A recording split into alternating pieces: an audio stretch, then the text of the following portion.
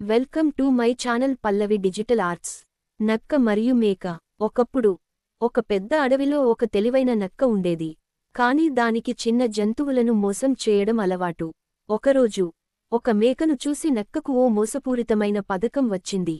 మేక దగ్గరకు వెళ్లి నక్క చెప్పింది, మిత్రమా, ఈ అడవి నీకు సురక్షితమైన ప్రదేశం కాదు. ఇక్కడ పులులు ఎప్పుడూ చంపడానికి వెతుకుతున్నాయి. నేను నీకు ఒక మంచి ప్రదేశం చూపిస్తాను. అక్కడ పచ్చని గడ్డి ఉంది.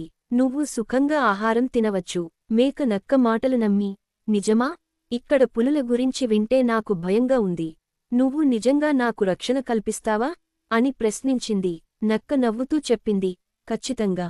నువ్వు నాపై నమ్మకం పెట్టుకో. నేను నీకు సురక్షితమైన ప్రదేశానికి దారి చూపిస్తాను. మేక నక్క వెంట నడవసాగింది.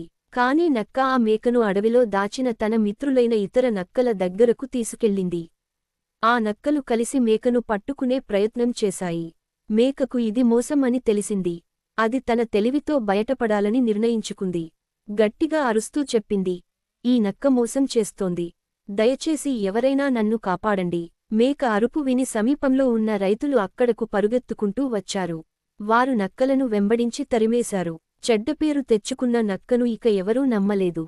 నీతి: మోసానికి లాభం తాత్కాలికం. నిజాయితీగా ఉండటం ఎప్పుడూ మంచి ఫలితాలను ఇస్తుంది.